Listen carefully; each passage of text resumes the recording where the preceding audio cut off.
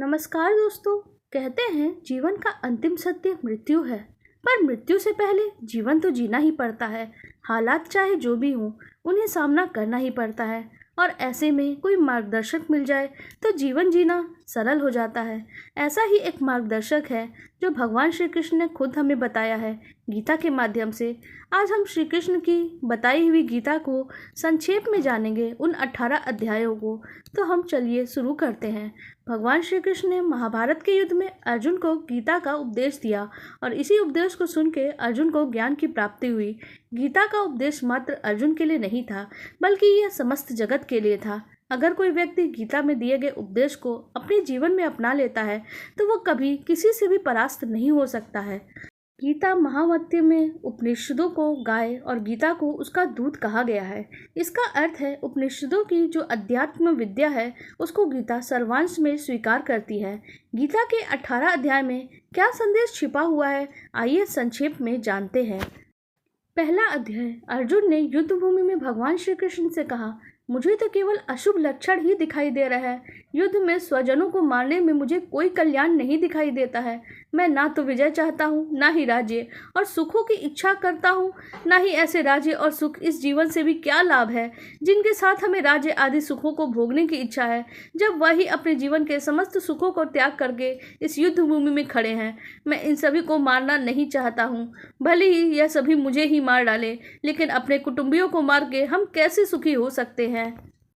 सभी कुटुंबी एक दूसरे को मारने के लिए आतुर हो उठे हैं। इसी शोक से संतप्त होकर अर्जुन युद्ध भूमि में धनुष को त्याग कर रथ पर बैठ गए। तब भगवान श्री कृष्ण ने अपने कर्तव्य को भूल बैठे अर्जुन को उनके कर्तव्य और कर्म के बारे में बताया। भगवान श्री कृष्ण ने अर्जुन को जीवन के सच से परिचय करवाया। श्री कृष्ण ने अर्जुन की स्थिति को भांप लिया। भगवान श्री कृष्ण समझ गए कि अर्जुन का शरीर ठीक है, किंतु युद्ध आरंभ होने से पहले ही उनका मनोबल टूट चुका है। बिना मन के यह शरीर खड़ा नहीं रह सकता। अतः भगवान श्री कृष्ण ने एक गुरु का कर्तव्य निभाते हुए तर्क, बुद्धि, ज्ञान, कर्म की चर्चा, विश्व के स्वभाव, उनके जीवन की स्थिति और उस सर्वोपरि परम सत्तावान ब्रह्मा के साक्षात दर्शन से अर्जुन के मन का उद्धार किया। दूसरे अध्याय में भगवान श्री कृष्ण ने बताया कि जीना और मरना, जन्म लेना और बढ़ना, विषयों का आना और जाना, सुख और दुख का अनुभव, ये तो संसार में होते ही हैं। काल की चक्रगति इन सभी स्थितियों को लाती और ले जाती है। जीवन के इस स्वभाव को जान लेने पर फिर शोक नहीं होता। काम, क्रोध, भय, राग, द्वेष से मन का सौम्य भाव बिगड़ जाता है और इंद्रियां वश में नहीं रहती। इंद्रिय जय ही सबसे बड़ी आत्मजय है। बाहर से कोई विषयों को छोड़ भी दे तो भीतर से मन नहीं मानता। विषयों का स्वाद जब मन से जाता है तभी मन प्रफुल्लित, शांत और सुखी होता है। समुद्र में नदियां आकर मिलती हैं, पर अपनी मर्यादा वो नहीं छोड़ता। ऐसे ही संसार में रहते हुए, उसके व्यवहारों को स्वीकार करते हुए अनेक कामनाओं का प्रवेश मन में होता रहता है, किंतु उनको जिसका मन अपनी मर्यादा से नहीं खोता उसे ही शांति मिल जाती है। इसे प्राचीन अध्यात्म परिभाषा में गीता में ब्राह्मी स्थिति कहा गया है। तीसरे अध्याय में भगवान श्री कृष्ण ने बताया कोई व्यक्ति कर्म छोड़ ही नहीं सकता।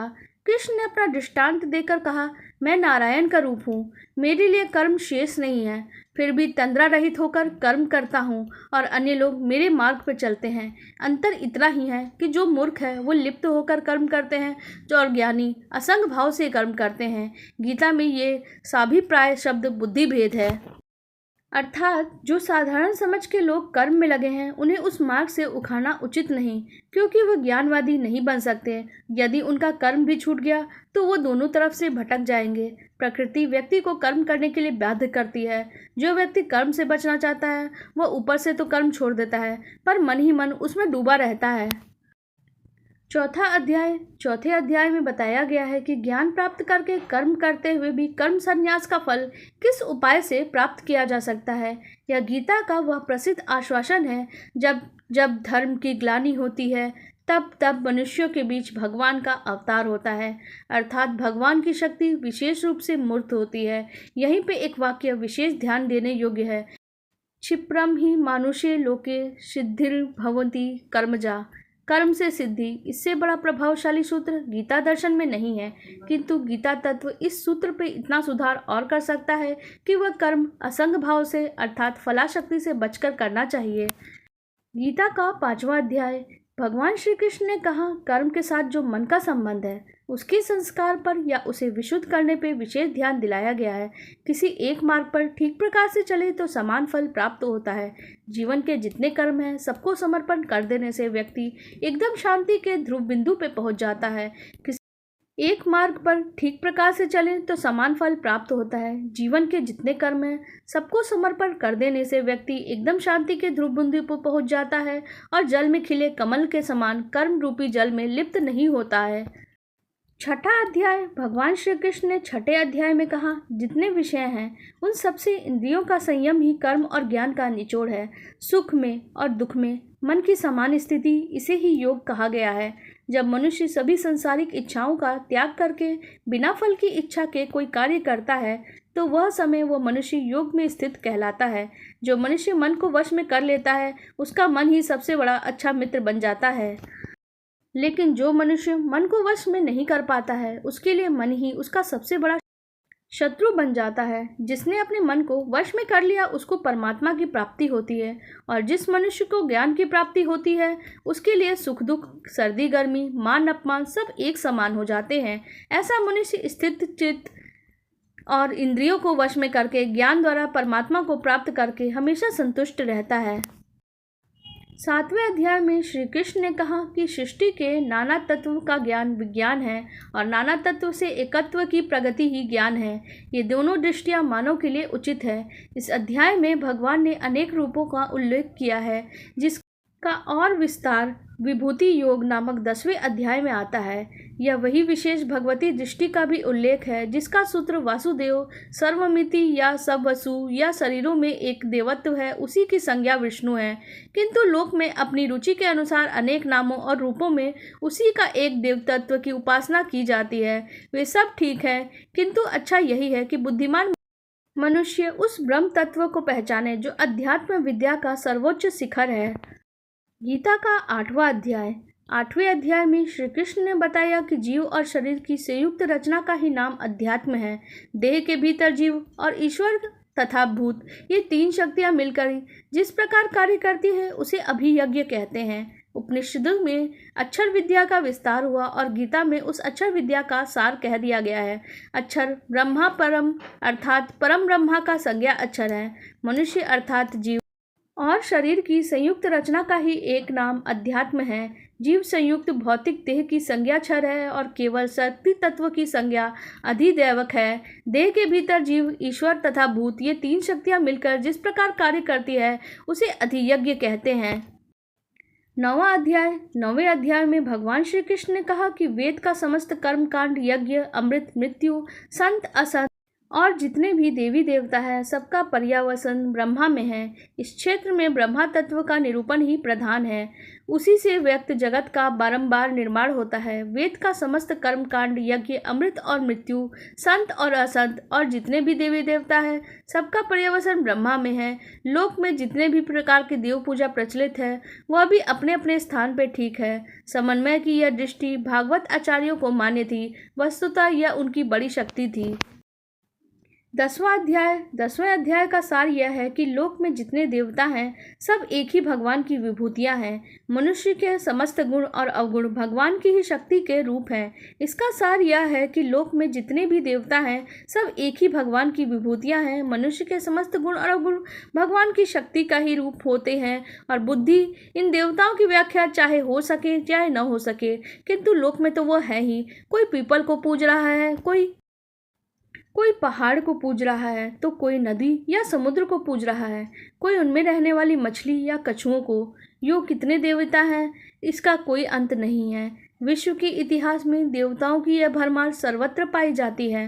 भागवतों में इनकी सत्ता को स्वीकारते हुए सबको विष्णु का रूप मानकर समन्वय की एक दृष्टि प्रदान की है। इसी का नाम विभूति योग है। जो सत्व जीव बलयुक्त अथवा चमत्कार युक्त है वह सब भगवान का रूप है। इतना मान लेने से चित्त निर्विरोध स्थिति में पहुंच जाता है। 11वां अध्याय। 11वें अध्याय में अर्जुन ने भगवान का विश्व रूप देखा। विराट रूप का अर्थ है मानवी धरातल और परिधि के ऊपर जो अनंत विश्व का प्राणवंत रचना विधान है, उसका साक्षात दर्शन। विष्णु का वो चतुर्भुज रूप है, वह मानवीय धरातल पे सौम्य रूप है। विष्णु का जो चतुर्भुज रूप है वो मानवीय धरातल पे सौम्य है। जब अर्जुन ने भगवान का यह विराट रूप देखा तो उसके मस्तक पे विस्फोटन होने लगा। दिशो न जाने न लभे न च शर्म, यही घबराहट के वाक्य उनके मुख से निकले। उसने प्रार्थना की, भगवान के लिए जो स्वाभाविक स्थिति ईश्वर ने रखी है वही पर्याप्त है। 12वां अध्याय। 12वें अध्याय में भगवान श्री कृष्ण ने बताया कि जो भगवान के ध्यान में लग जाते हैं वो भगवान निष्ठ होते हैं, अर्थात भक्ति से भक्ति पैदा होती है। 9 प्रकार की साधना भक्ति है तथा इनके आगे प्रेम लक्षणा भक्ति साध्य भक्ति है, जो कर्म योग और ज्ञान योग सबकी साध्य है। भगवान कृष्ण ने कहा, जो मनुष्य अपने मन को स्थिर करके निरंतर मेरे सगुण रूप की पूजा में रहता है वह मेरे द्वारा योगियों में अधिक पूर्ण सिद्ध योगी माने जाते हैं। वही जो मनुष्य परमात्मा के सर्वव्यापी, अकल्पनीय, निराकार, अविनाशी, अचल स्थित स्वरूप की उपासना करता है, वह अभी सभी इंद्रियों को वश करके सभी परिस्थितियों में समान भाव में रहते हुए सभी प्राणियों के हित में लगा रहता है, वह मुझे प्राप्त करता है। भगवान कृष्ण ने अर्जुन से कहा कि तू अपने मन को मुझ में ही स्थिर कर और मुझ में ही अपनी बुद्धि को लगा। इस प्रकार तू निश्चित रूप से मुझ में ही सदैव निवास करेगा। यदि तू ऐसा नहीं कर सकता है तो भक्ति योग के अभ्यास के द्वारा मुझे प्राप्त करने की इच्छा उत्पन्न कर। अगर तू ये भी नहीं कर सकता है तो केवल मेरे लिए कर्म करने का प्रयत्न कर। इस प्रकार तू मेरे लिए कर्मों को करता हुआ मेरी प्राप्ति रूपी परम सिद्धि को प्राप्त करेगा। 13वां अध्याय। 13वें अध्याय में एक सीधा विषय क्षेत्र और क्षेत्रज्ञ का विचार है। यह शरीर क्षेत्र है, उसको जानने वाला जीवात्मा क्षेत्रज्ञ है। गुणों की साम्यावस्था का नाम प्रधान या प्रकृति है। गुणों के वैषम्य से वैकृत सृष्टि का जन्म होता है। अकेला सत्व शांत स्वभाव से निर्मल प्रकाश की तरह स्थिर रहता है और अकेला तम भी जड़वत निश्चेष्ट रहता है, किंतु दोनों के बीच छाया हुआ रजोगुण उन्हें चेष्टा के धरातल पे खींच लाता है। गति तत्व का नाम ही रजस है। भगवान श्री कृष्ण ने कहा कि मेरे अतिरिक्त किसी अन्य वस्तु को प्राप्त न करने का भाव, बिना विचलित हुए मेरी भक्ति में स्थिर रहने का भाव, शुद्ध एकांत स्थान में रहने का भाव, निरंतर आत्मस्वरूप में स्थित रहने का भाव और तत्व स्वरूप परमात्मा से साक्षात्कार करने का भाव, यह सब तो मेरे द्वारा ही ज्ञान कहा गया है और इसके अतिरिक्त जो भी है वह अज्ञान है। गीता के 14वां अध्याय में समस्त वैदिक दार्शनिक पौराणिक तत्व चिंतन का निचोड़ है। सत्व, रज और तम नामक 3 त्रिगुण त्रिकोकों की अनेक व्याख्याएं हैं। जो मूल या केंद्र है, जिसे ऊर्ध्व कहते हैं, वह ब्रह्मा ही है। एक और परम तेज जो विश्व रूपी अश्वत्थ को जन्म देता है, सूर्य और चंद्र के रूप में प्रकट है। दूसरी ओर वही चैतन्य केंद्र में एक प्राणी शरीर में आया हुआ है, जैसा गीता में स्पष्ट कहा है, अहम वैश्व नरो भूत्वा प्राणी नाम देहामाश्रित। वैश्वानार या प्राणमयी चेतना से बढ़कर और दूसरा रहस्य नहीं है। नर या पुरुष 3 हैं, क्षर, अक्षर, अवयव। पंचभूतों का नाम क्षर है, प्राण का नाम अक्षर है, मनस्तत्व का और चेतना का संज्ञा अवयव है। इन्हीं 3 नरों की एकत्र स्थिति से मानवीय चेतना का जन्म होता है। उसे ही ऋषियों ने वैश्वानर अग्नि कहा है। 15वां अध्याय। 15वां अध्याय में भगवान श्री कृष्ण ने विश्व के अश्वत्थ्य रूप का वर्णन किया है। यह अश्वत्थ्य रूपी महान संसार विस्तार वाला है, वो ब्रह्मा ही है। एक और परम तेज जो विश्व रूपी अश्वत्थ को जन्म देता है, सूर्य और चंद्र के रूप में प्रकट है। यह सृष्टि के द्विविध रूप की कल्पना है, एक अच्छा और दूसरा बुरा, एक प्रकाश में दूसरा अंधकार में, एक अमृत दूसरा मृत्यु, एक सत्य दूसरा अनृत। नर और पुरुष 3 अक्षर हैं, क्षर, अक्षर, अवयव। पंचभूतों का नाम क्षर है, प्राण का नाम अक्षर है और मनस्तत्व और चेतना का संज्ञा अवयव है। इन्हीं 3 नरों की एकत्र स्थिति को मानवीय चेतना का जन्म होता है, जिसे ही ऋषियों ने वैश्वानर अग्नि कहा है। 16वां अध्याय। 16वें अध्याय में देवासुर संपत्ति का विभाग बताया गया है। आरंभ में ही ऋग्वेद में सृष्टि की कल्पना देवी और आसुरी शक्तियों के रूप में की गई है। यह सृष्टि के द्विविध रूप की कल्पना है, एक अच्छा और बुरा, एक प्रकाश में, एक अंधकार में, एक अमृत है, एक मृत्यु है, एक सत्य है, दूसरा असत्य है। भगवान श्री कृष्ण ने कहा, अनेक प्रकार की चिंताओं से भ्रमित होकर विषय भोगों में आसक्त आसुरी स्वभाव वाले मनुष्य नरक में जाते हैं। आसुरी स्वभाव स्वभाव वाले व्यक्ति स्वयं को श्रेष्ठ समझते हैं और वो बहुत ही घमंडी होते हैं। ऐसे मनुष्य धन और झूठी मान प्रतिष्ठा के मद में लीन होकर केवल नाम मात्र के लिए बिना किसी शास्त्र विधि के घमंड के साथ यज्ञ करते हैं। आसुरी स्वभाव वाले ईर्ष्यालु, क्रूरकर्मी और मनुष्यों में अधम होते हैं। ऐसे अधम मनुष्य को मैं संसार रूपी सागर में निरंतर आसुरी योनियों में गिराता रहता हूँ। 17वें अध्याय में भगवान श्री कृष्ण ने बताया कि सत और रज और तम जिसमें इन तीनों गुणों का प्रादुर्भाव होता है, उसकी श्रद्धा या जीवन की निष्ठा वैसी ही बन जाती है जिसका संबंध सत, रज और तम इन्हीं 3 गुणों से है। अर्थात जिसमें जिस गुण का प्रादुर्भाव होता है उसकी श्रद्धा या जीवन की निष्ठा वैसी बन जाएगी। यज्ञ, तप, दान, कर्म आदि इस प्रकार की श्रद्धा से संचालित होते हैं।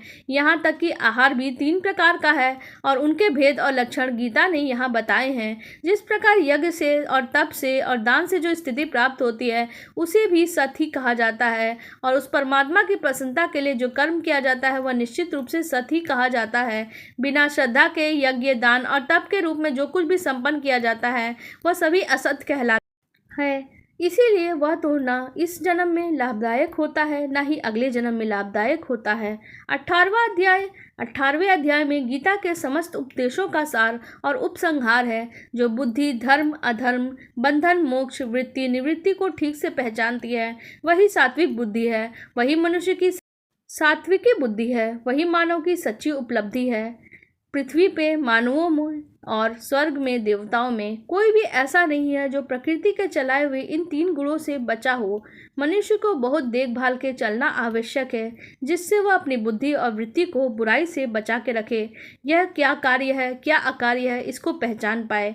धर्म और अधर्म को, बंधन और मोक्ष को, वृत्ति और निवृत्ति को जो बुद्धि ठीक से पहचानती है वही सात्विकी बुद्धि है, वही मानव की सच्ची उपलब्धि है। जो मनुष्य श्रद्धापूर्वक इस गीता शास्त्र का पाठ और श्रवण करते हैं वो सभी पापों से मुक्त होकर श्रेष्ठ लोक को प्राप्त होते हैं।